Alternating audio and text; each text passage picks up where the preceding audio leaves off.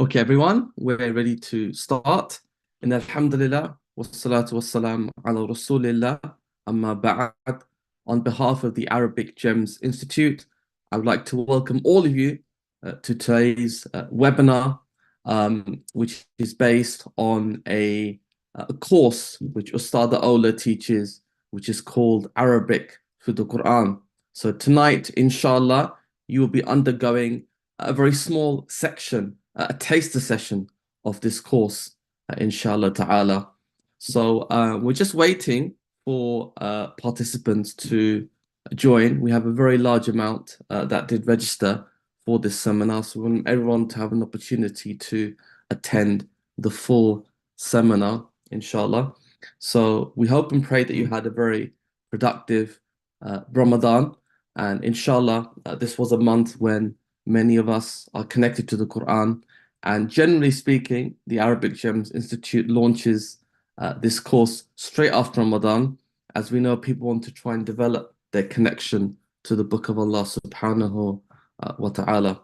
So just before we start, it would be nice to sort of understand where everyone's from. So if I could just have in the comment section, where you all from? Name your country and your city, and then we can see. So I'll start with myself. I'm from the UK, London. MashaAllah. We've got a couple of people from London, UK. We got someone from Newcastle. MashaAllah. Oxford, Birmingham. MashaAllah. Coventry. Hi, Wickham. We've got Canada as well represented. MashaAllah. Someone from, oh, it's really coming in now. We've got Scotland, Qatar.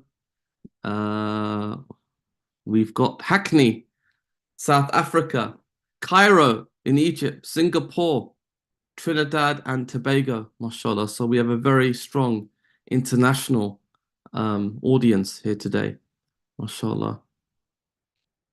We got Derby as well, Bahrain, Maryland in the USA, USA again, Orlando, Florida, Massachusetts in US, Cambridge.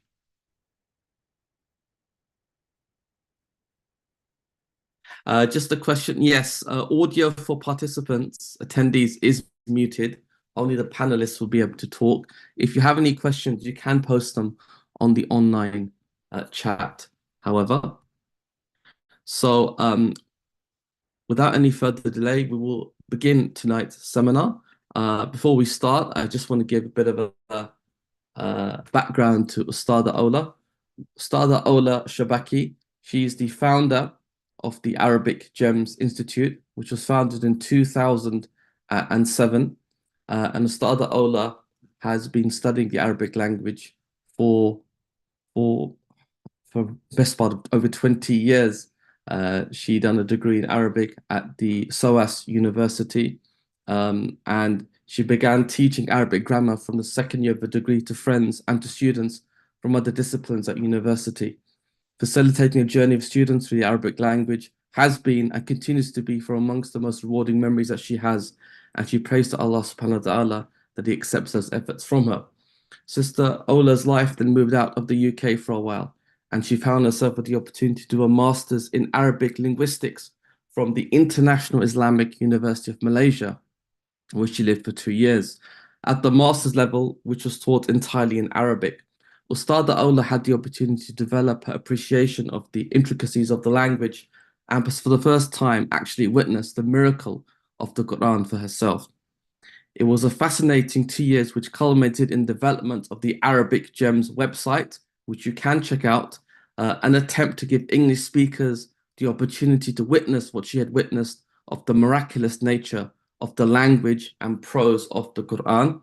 And it is our very real pleasure to have Ustada Ola deliver tonight's taster session based on her groundbreaking course, Arabic through Quran. So without any further delay, Ustada Ola, over to you to begin. جزاكم الله خيرا. إن الحمد لله والصلاة والسلام على رسول الله وعلى آله وصحبه ومن والاه. بسم الله الرحمن الرحيم. رب اشرح لي صدري ويسر لي أمري واحلل عقدة من لساني يفقه قولي. Ma ba'd, assalamu alaikum wa rahmatullahi wa barakatuh. Welcome everyone to tonight's taster session. Thank you all for coming. May Allah bless you in your intentions for coming. I know that it's because you all want to develop a closeness to Allah and His words and His book. And I pray that whether you continue with us or not, then He grants you and facilitates that for you. Ameen. So as was introduced, tonight's session is an introduction really to the course that we offer in the Arabic Gems Institute. And it's a course called Arabic Through the Qur'an. So it's to introduce you to the course, how it's run, what you can expect from the course, and what we expect from you in the course. And there is a lot more information available on the website about all the specifics, inshallah.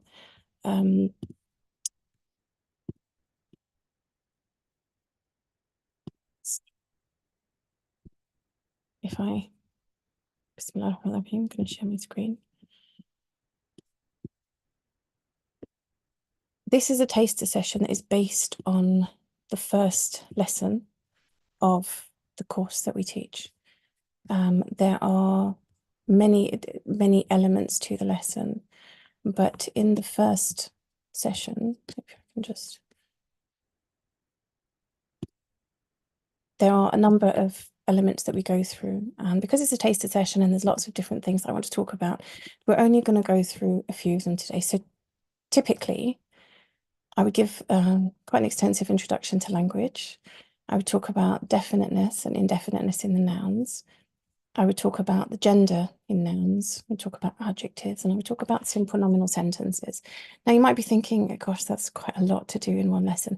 And the way that the course works is that the initial lessons of the course, 38 lessons altogether, the initial ones are a lot more content heavy than the ones to come later.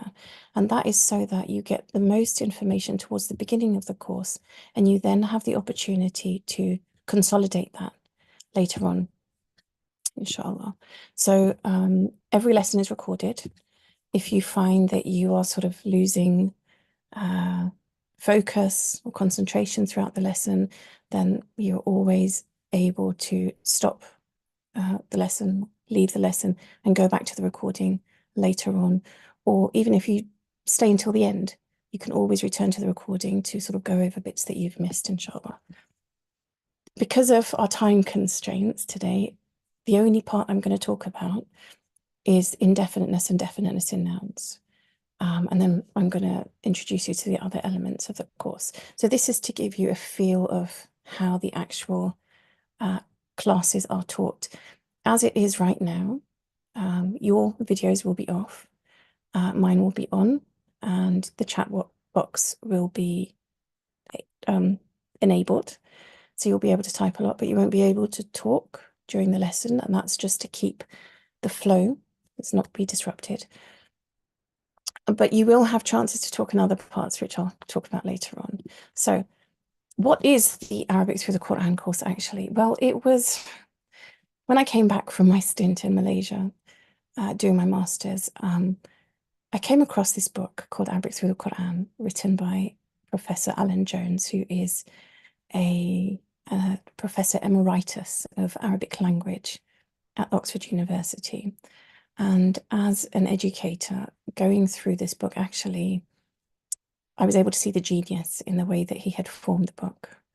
Really able to appreciate that the way that he has taught it and put it together is very different from any other book that I had come across for teaching Arabic. However, it's very convoluted. If you try to pick it up yourself and try to work through it, it's very difficult to understand. So I went about simplifying it and also turning it into an actual taught course with consolidation exercises to do, testing that you can do, adding more information to what is in the book, and also adding what really distinguishes the course, which is the gems, which we'll get onto. So because it was based on this course, and we do use his vocab list and his exercises, some of the we use his exercises, and I've also added to them. You are required to purchase this book. Islamic Text Society, if you order through them, have given us a very generous discount, inshallah. We'll continue with 25%, but it's quite widely available. And that is because it's a charity and we want to sort of give back to where we've taken, inshallah. So it's loosely based around this book.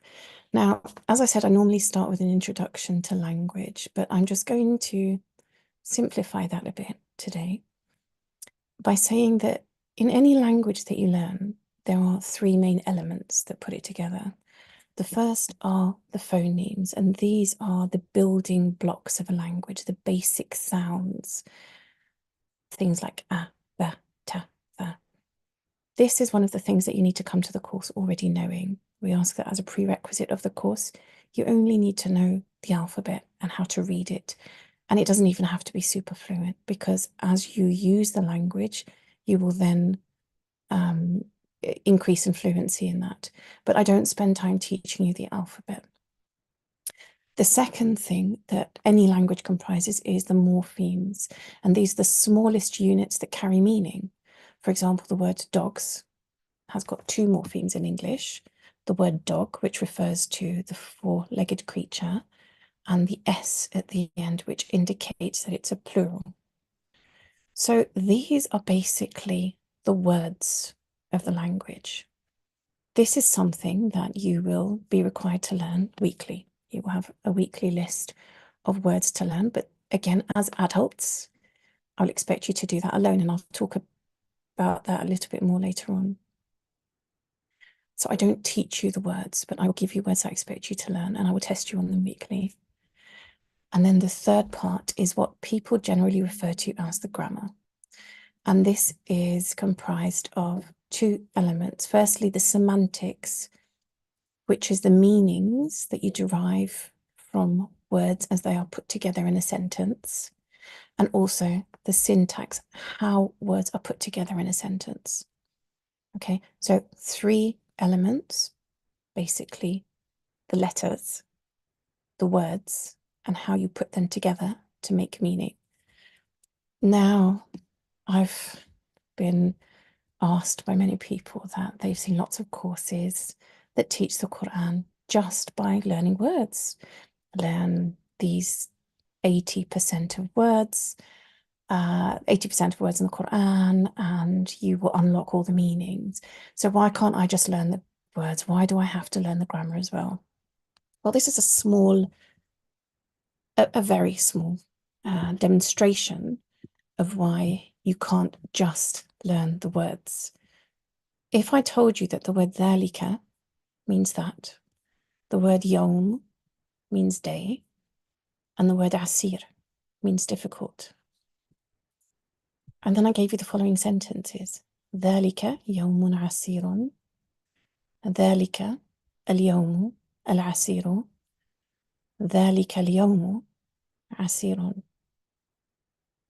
They all have the same words in them. They all just have the words dhalika and yawm and asir. So how are you going to know the difference between these phrases or sentences, clauses? How are you going to know that dhalika yawmun asirun actually means that is a difficult day, while dhalika al-yawmu al-asiru means that is the difficult day?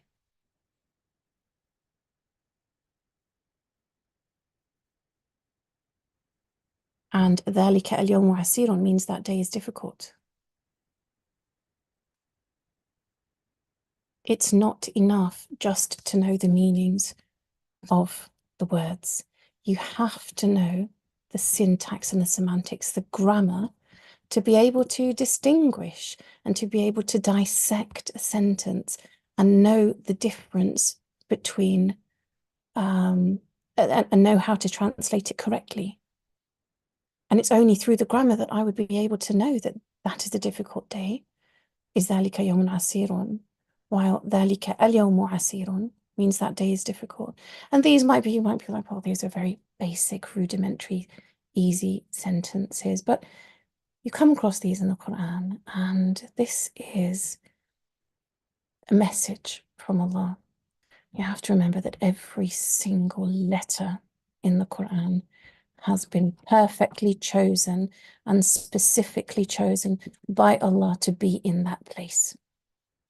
So it's not by chance that Allah subhanahu wa ta'ala might say in one instance, that is a difficult day, and in another instance say that is the difficult day. And we owe it to ourselves as slaves and servants and worshippers of Allah who are trying to get to the dunya to understand why He has said it in each situation.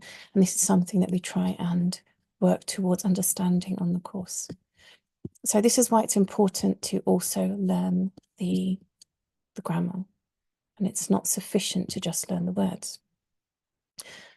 So we talk typically a little bit more about an introduction to language, but then we'll talk about, I want to show you an example of how we might actually teach the grammar, because many people have had bad experiences with grammar, and the word grammar itself actually makes them quite nervous and scared.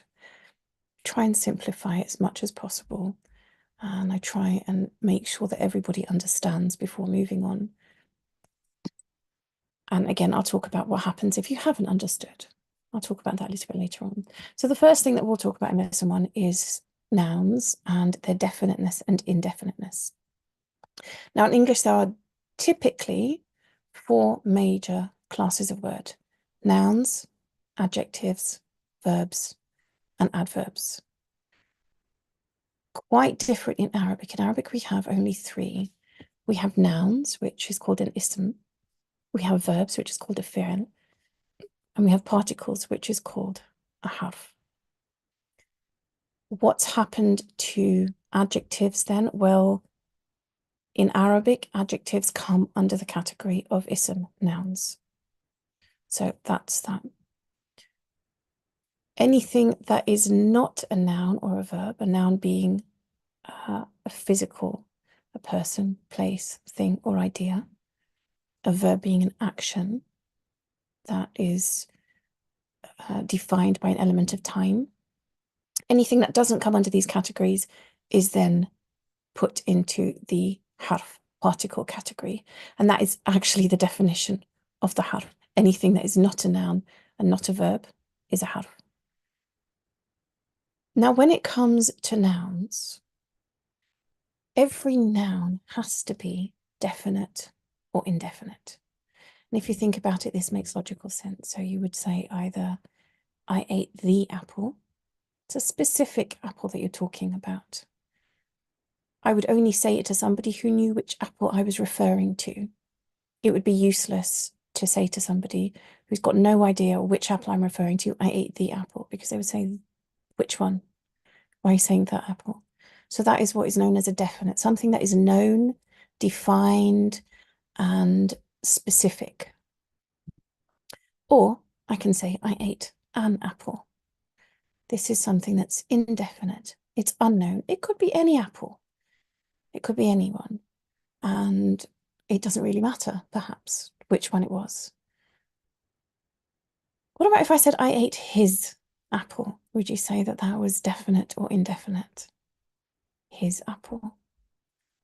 You can type the answers in the chat box. What do you think? I think it's definite. Why? For those who are saying it's definite, which seems to be everybody, why? Why is it definite? What makes it definite? Right. Because it's known.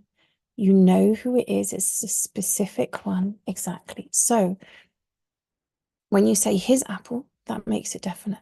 Now, in this lesson, we don't deal with how to say his apple or any other variations that make it definite. We just talk about how to say it in the sense of the. So how do we then make it definite in Arabic? There's going to be a few light bulbs now for people who've never done Arabic before, because you can be like, oh, I've seen this before. A definite word in Arabic is called a ma'rifa. Ma'rifa.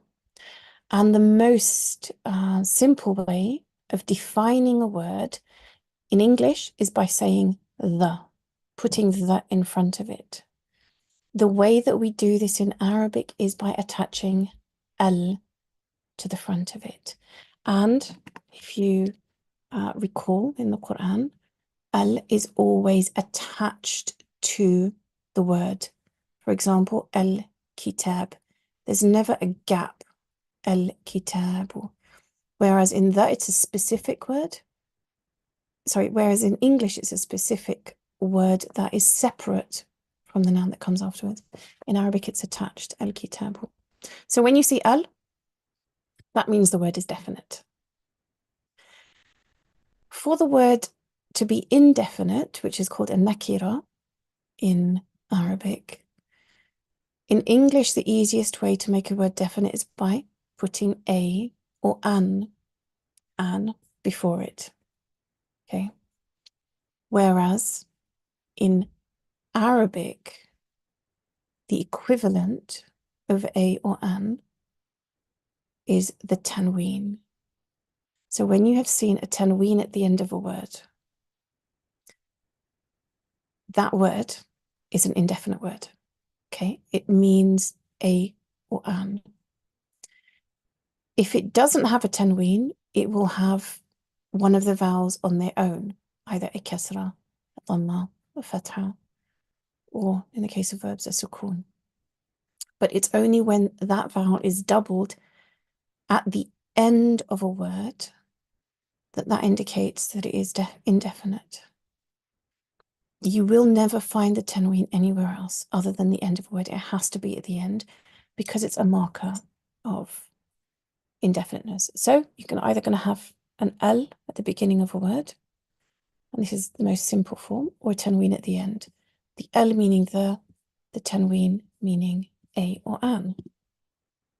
Now, you might be wondering, some of you, well, what about words like Muhammad?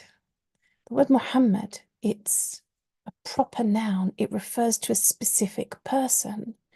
And because it refers to a specific person, it must be definite.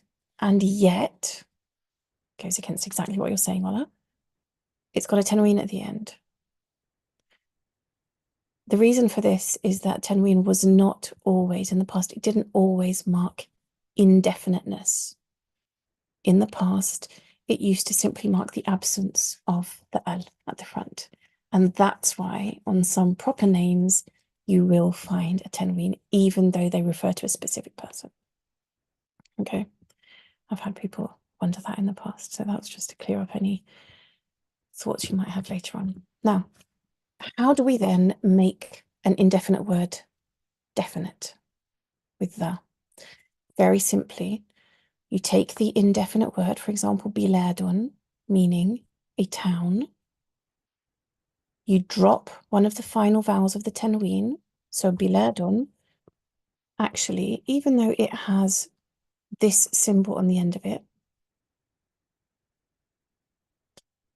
this refers to a double dhamma. A double dhamma you can find written in this way, or in this way, or in this way. Both of them are two dhammas. They're just different ways of writing them. So you will drop one of the dhammas and you'll end up with biladu. Then you simply put al on the front to get al biladu. So we've gone from a town to the town.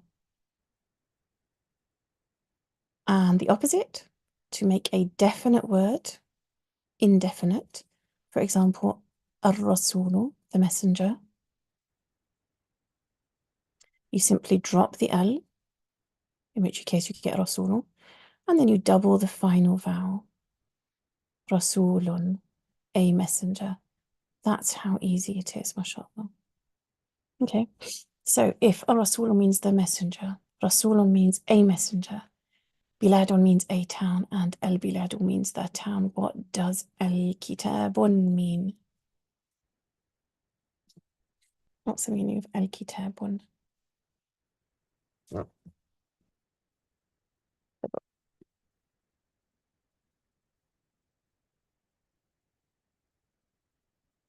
This is from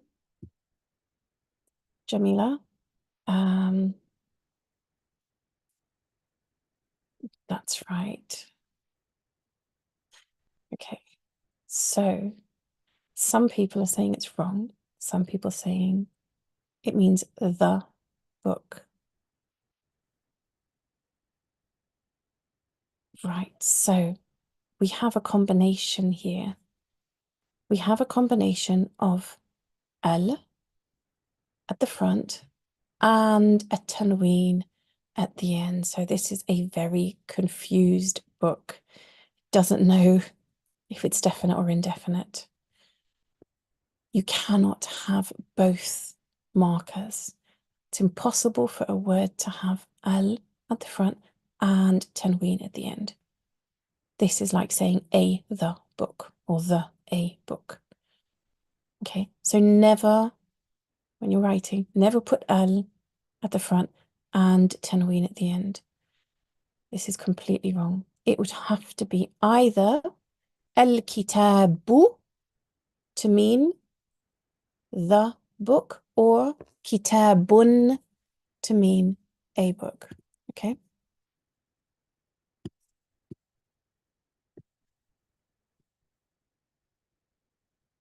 Now, after we learn something, we like to practice it. So I'm going to give a few minutes now to give you some practice on making these words definite, making the first column of words, indefinite, and making the second column of words definite. For example, al-ajru, I want to make it definite, indefinite, and ardun, I want to make it definite. Now, to help you, so you haven't got the handouts, normally I will put up the entire PowerPoint as handouts for you to be able to download before the class and print, and they just have to annotate them. So you would have this and you could just sort of annotate it and you could refer back to the slides. But because you don't have that, I've got the method for you here. So al-ajru, this is definite. So I'm going to refer to the bottom section. And what I have to do then is I have to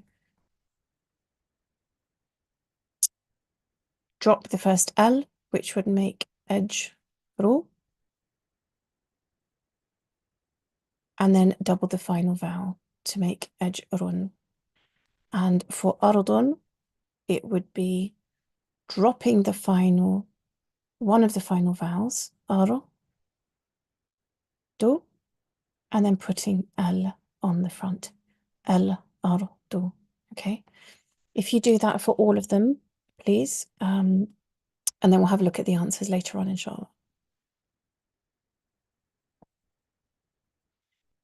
As you're doing it, I'll just let you know that as we do these exercises, the words that we tend to use are words from the vocab list of that week. So that will also help consolidate the words for you, test you on the words. Typically, I would like you to learn the words before the class. So had you come to lesson 1 already knowing these words, then it would have been easy for you to identify and test yourself as to what these words meant. If you do it in retrospect, then you're not going to understand the meaning of a lot of the sentences and words that we do, even though it won't affect your understanding of the grammar. Okay?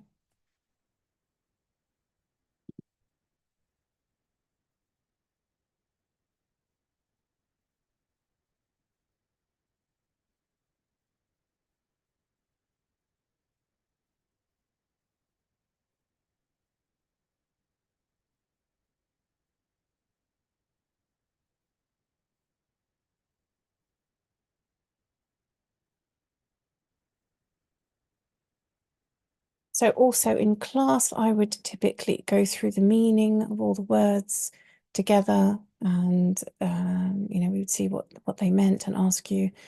Again, just for the sake of time, I'm not going to do that, and also because I don't expect you to know the meanings because you haven't had the list yet.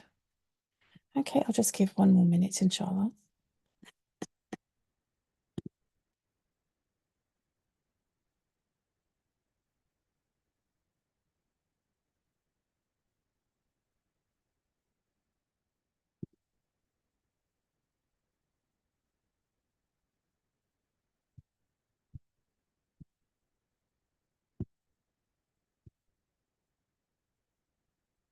Yes, the Zoom class will be recorded, inshallah, and you will be emailed the link to it as well. Arabic font for you to type with or to read with, Farhana?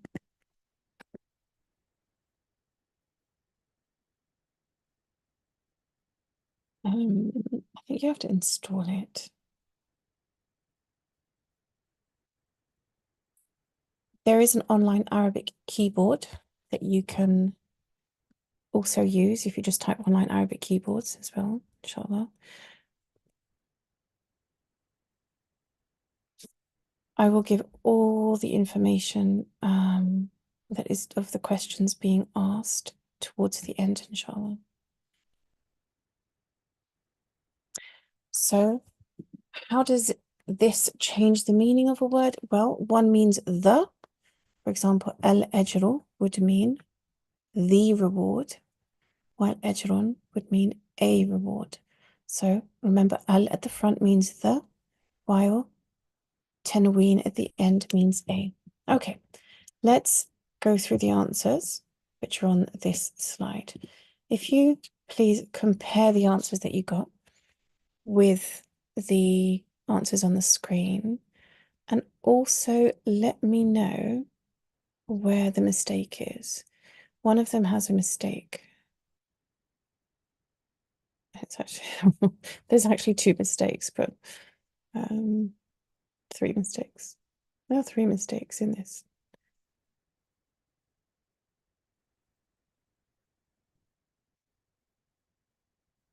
All right. So the first one is Aziz. Oh, sorry. In Aziz. These are actually real mistakes. I'm sorry. These are real mistakes that I've had people do in their answers. So,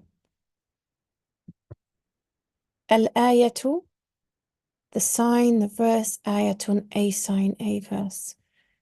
Al-khalifatu, the khalifa, khalifatun, a khalifa, a vicegerent, caliph.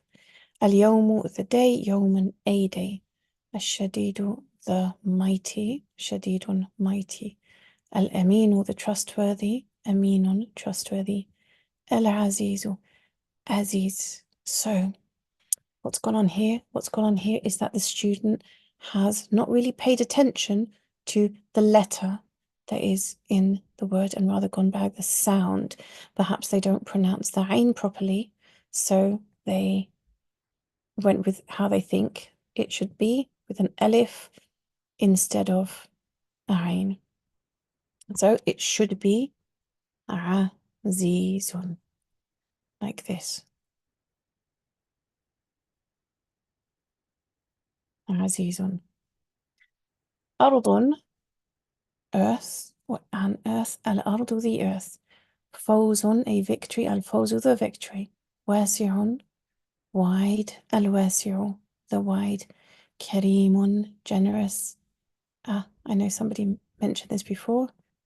Al-karimun, what's wrong here? Well, like we saw with al-kitabun, it should only have one dhamma on the end. Al-karimu.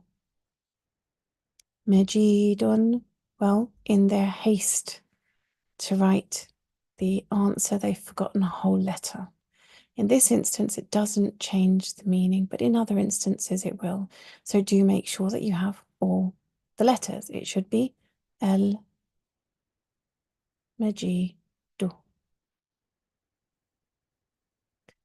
Ummun, a mother, al-ummun, al-ummu, the mother. Rahmatun, mercy, ar-rahmatu, the mercy. Okay, so we had a few mistakes there. The point through this is to make sure that you are very meticulous, and my students will tell you I expect meticulousness, and it's for a very specific reason, and that is that when you're meticulous, you will notice the small things in the language of the Qur'an, and it's the small things that really give you or demonstrate the beauty and the i'jaz, the miraculousness of it.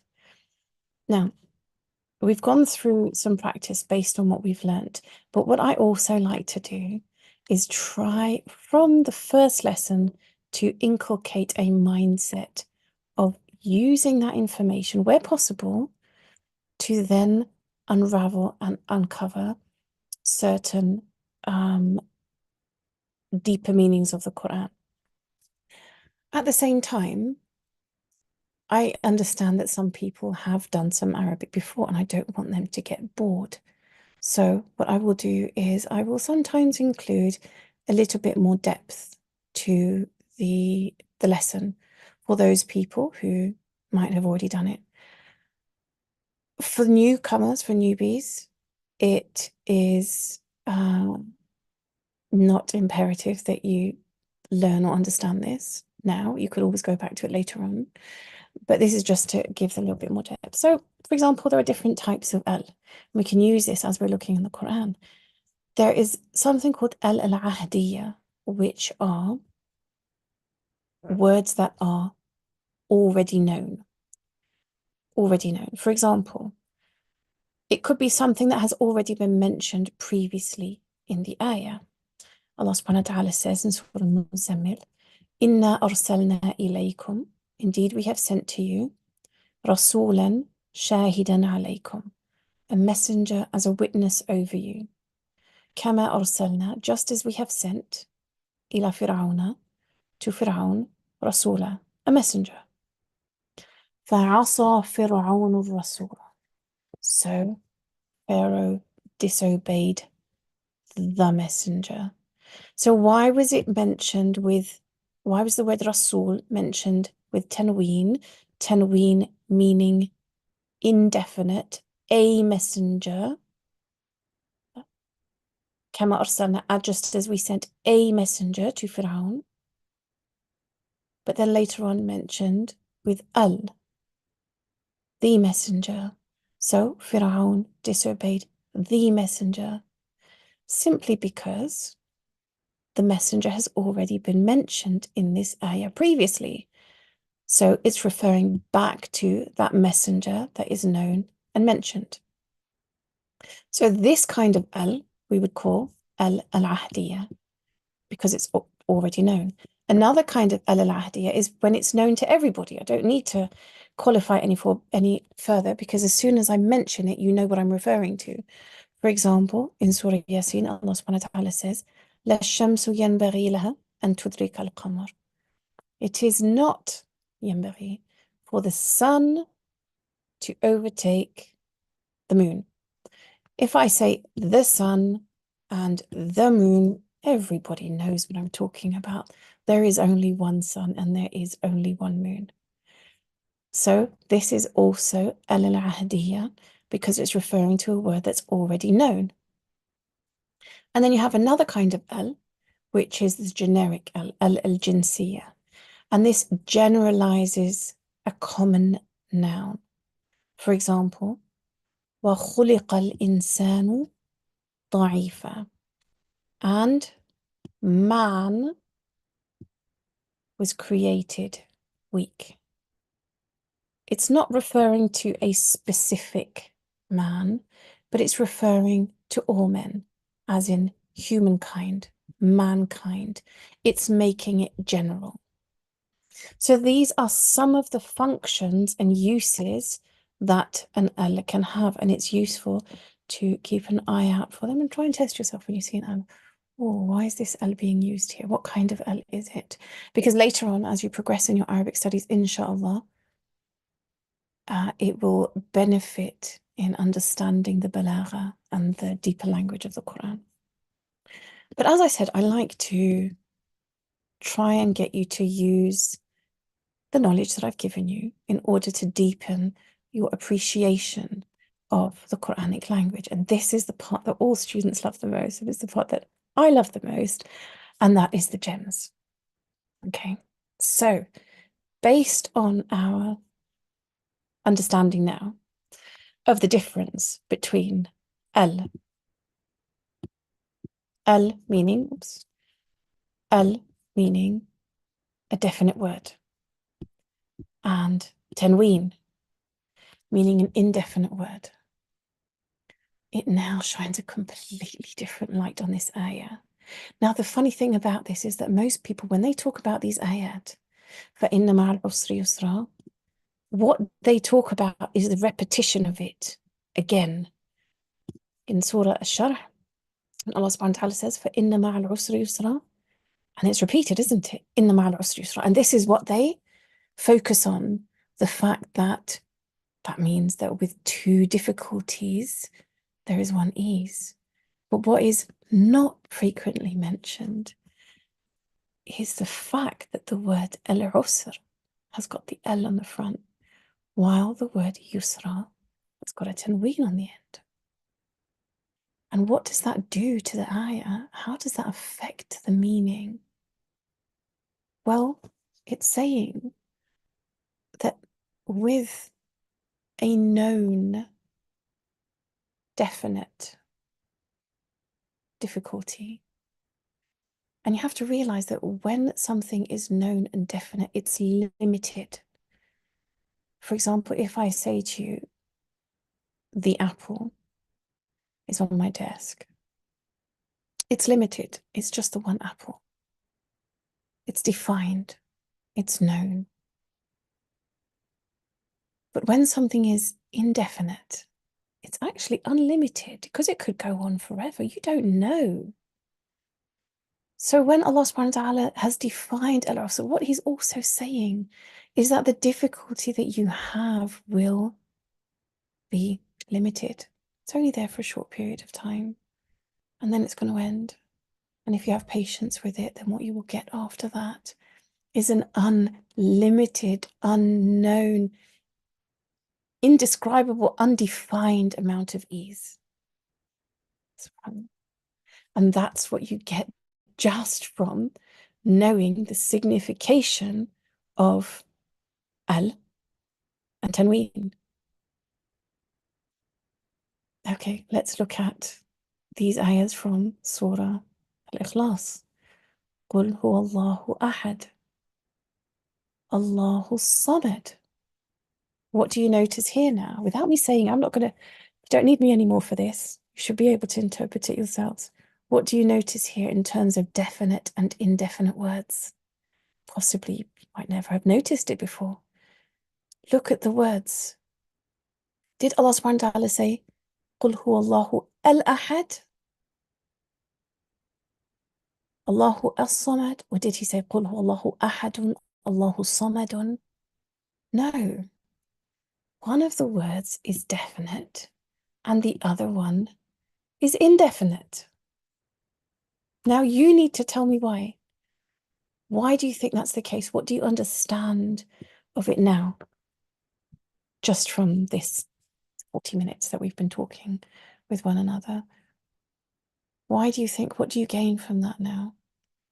What's the lens that you can use to understand that?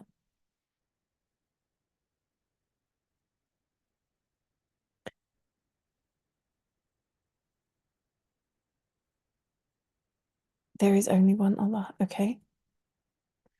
I like a lot of interaction, please. Fingers on typing away so I can see what people's thoughts are, so I can help direct any confusions.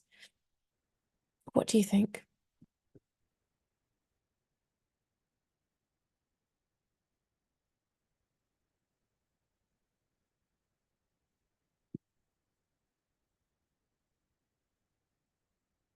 Any more ideas?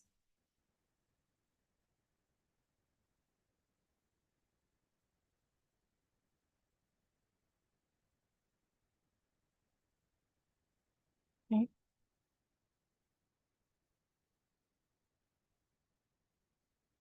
Good.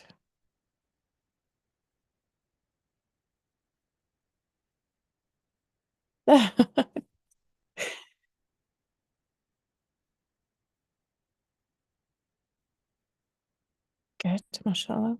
I'm having some answers coming, but not just to the host.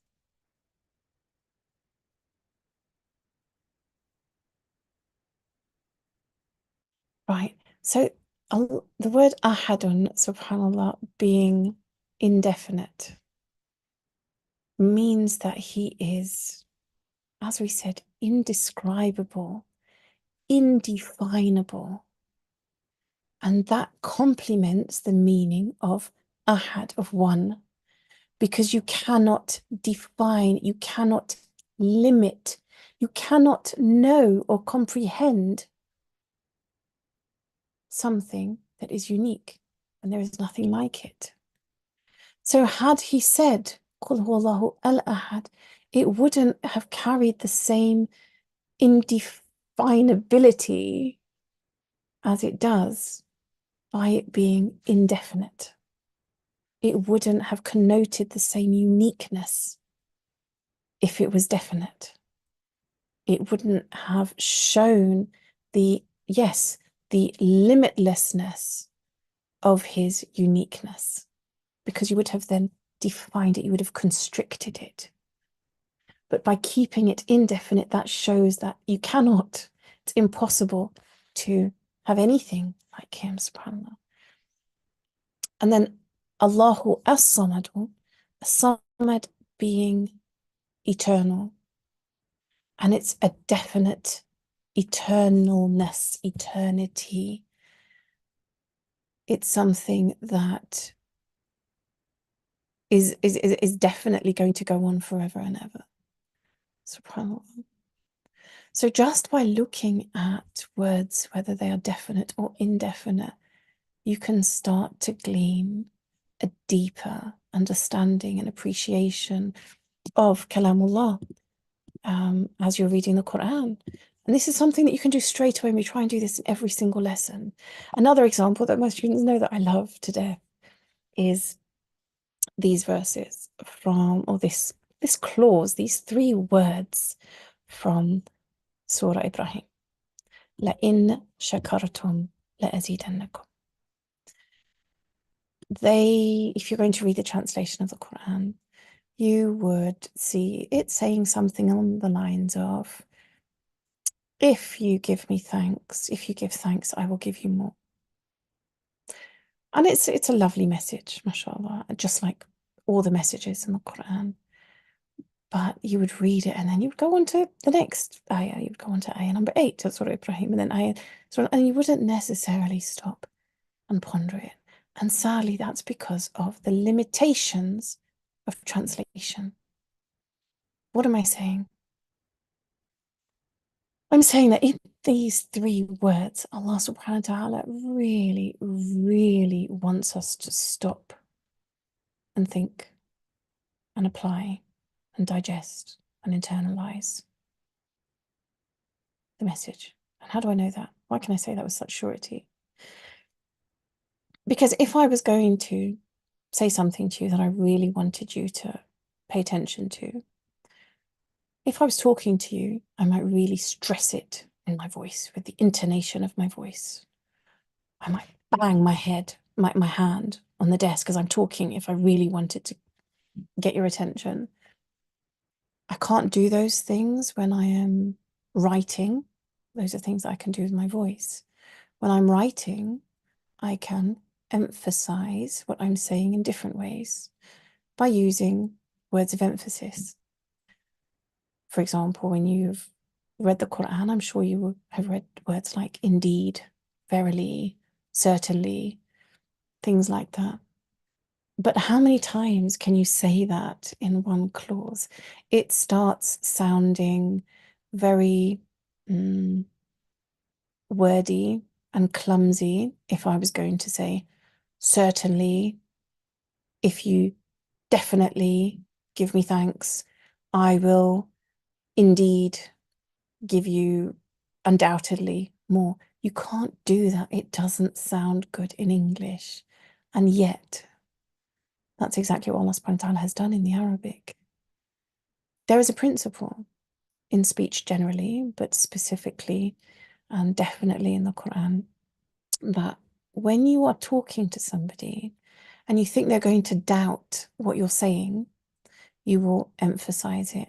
And the more doubt that you think that they will have, or the more that you want them to pay attention to what you have, the more you will emphasize it. So where Allah subhanahu wa ta'ala has emphasized things in the Quran, He wants us to pay attention to them. And that's because they are very important to us and relevant to us in our lives in this dunya.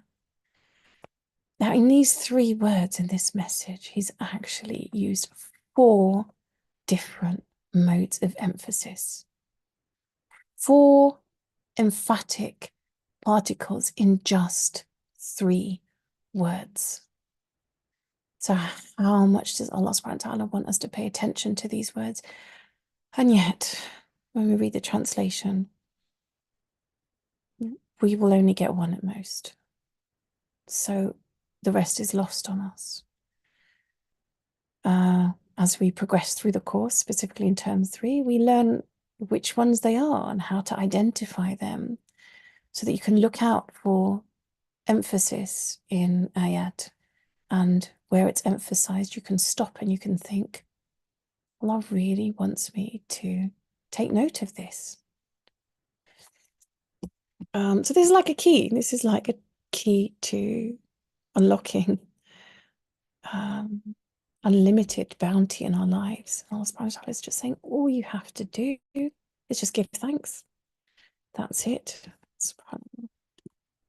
So that's a short example of how the class will be conducted. Now, at the end of every class, you have some homework. You have to learn the vocab, and as I said, I prefer you to do it before the class. But if you haven't, then you must do it before the next lesson.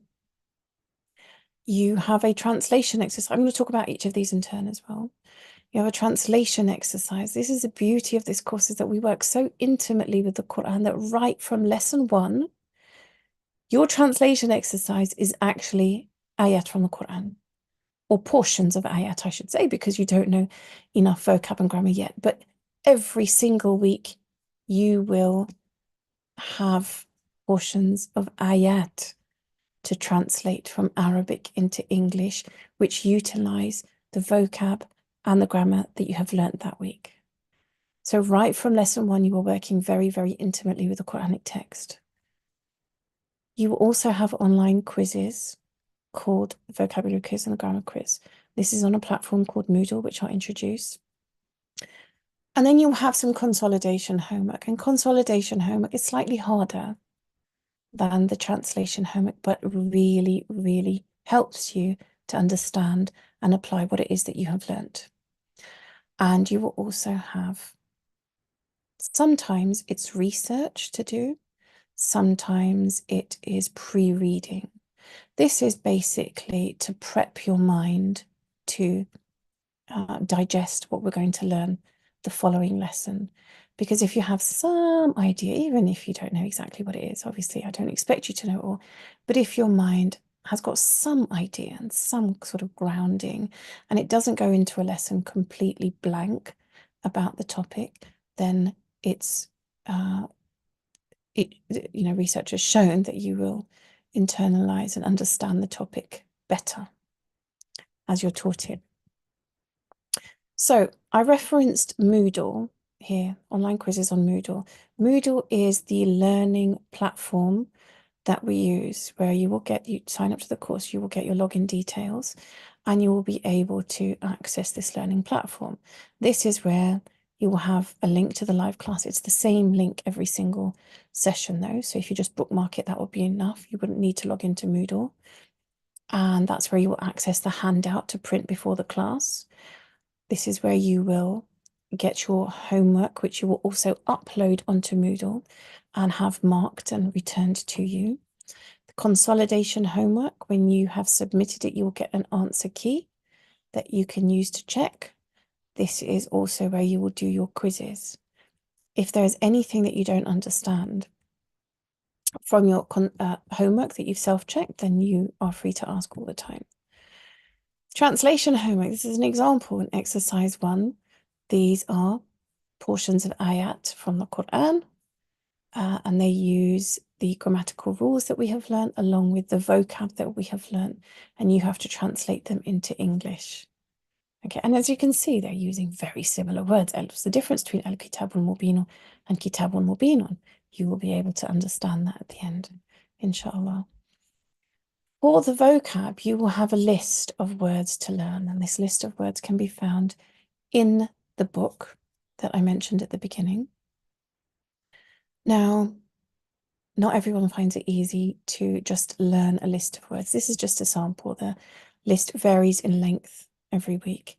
Not everyone finds it easy to learn a list of words. So as a tool to help you, you don't have to, it's just a tool to help you.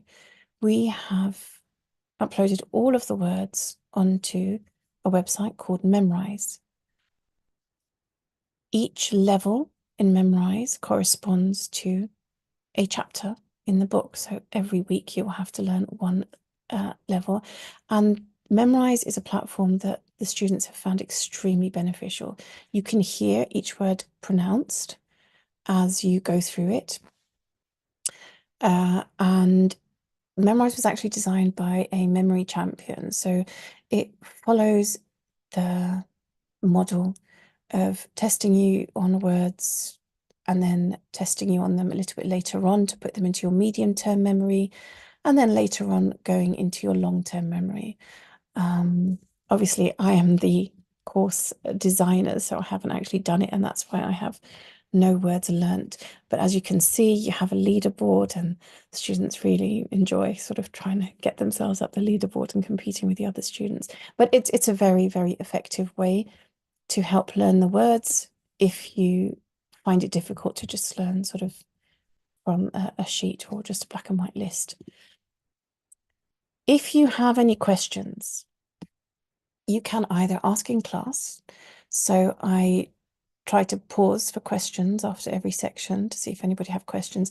If you don't get a chance to, because I've missed it, because we're running out of time, because it's only later on that you realize that you actually have the question, then what you can do is we have an office hours class, also called practice session class, which is going to be on Mondays from 7:15 to 8:15 UK time. You can come along in that session. Still don't allow videos, but audios you can get on the mic and ask if you want. It's a lot more interactive, a lot more interactive. And people have found it very, very useful, because even if nobody has questions, what we will do during that time is we will go through some of the grammar tests or some of the consolidations and see how to tackle them. So it has been a really, really useful session. Or you can ask in the community. So we have student forums on the Moodle platform. You can use them to ask questions, to share resources, or we also have a student Telegram group, which is divided into different sections for each lesson. And I'm on there to answer questions, and so are other students as well. So there's plenty of opportunity to get things clarified and ask questions, even if it's not done during the class itself. So this is now as I said, we started the course all the way back in 2012, the online course. We restarted, we sort of rebooted last year in 2023, and the people who started this time last year have now finished the course. So they've just done the 1 year, 11 months, it's 38 teaching weeks. And this is some of the things that one of the students has said. She said that it's deepened her relationship, her understanding, her appreciation, her love for the Qur'an. When she prays, recites, listens to the Qur'an now, she feels that her understanding of the meaning of the ayat has improved. She's learnt to value every word in the Qur'an. Honestly, every letter is there for a specific reason. And she feels that her connection with the words of Allah is much deeper now. And this is only this time last year that she started. So 1 year, if you dedicate yourselves, can be transformative to your relationship with the Qur'an. Another student who only started in August, we had 2 intakes last year. So she hasn't finished it yet. She's done 2 terms, but yet it really changed her Ramadan as well. She was able to engage with the Qur'an. She was able to understand parts being recited in Salah, and she was able to be attentive to the perfection of word choices or grammatical constructions as she was reading her Mus'haf during the Ramadan. And this is really why I try to start the course as soon as Ramadan finishes, to finish before next Ramadan starts, so that next Ramadan, by the time you finish the course, it's only 11 months away, not a long time if you think about your whole, lifespan and everything.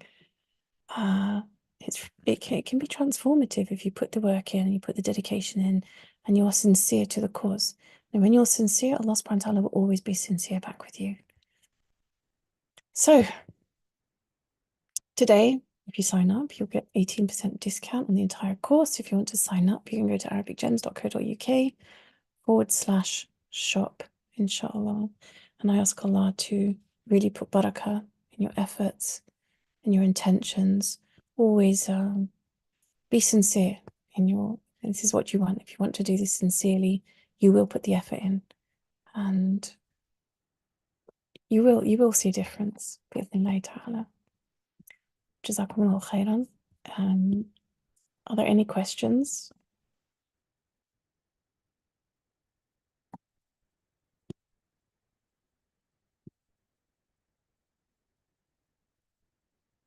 So the live class is on Wednesday at 8:30 p.m. UK time.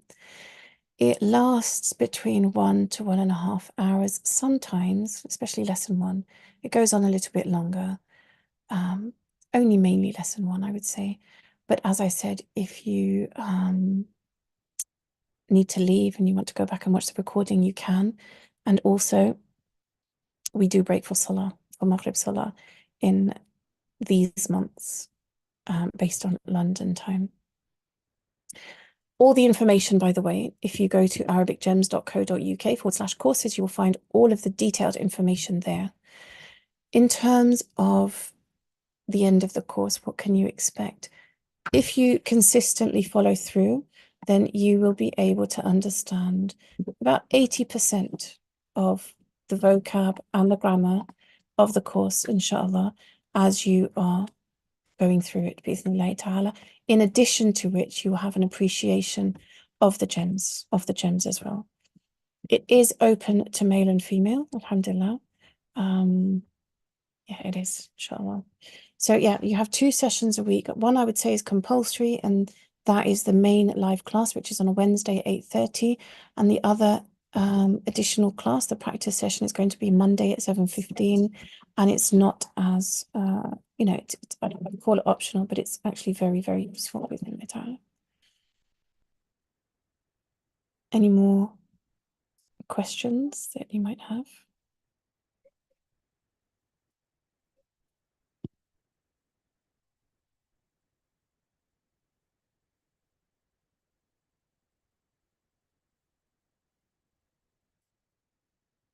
Wednesday, yeah, the live class is at Wednesday, 8:30 p.m. UK time, that's right. The course starts, good question, mashallah, is on the 8th of May. So not this coming Wednesday, but the Wednesday after that, inshallah.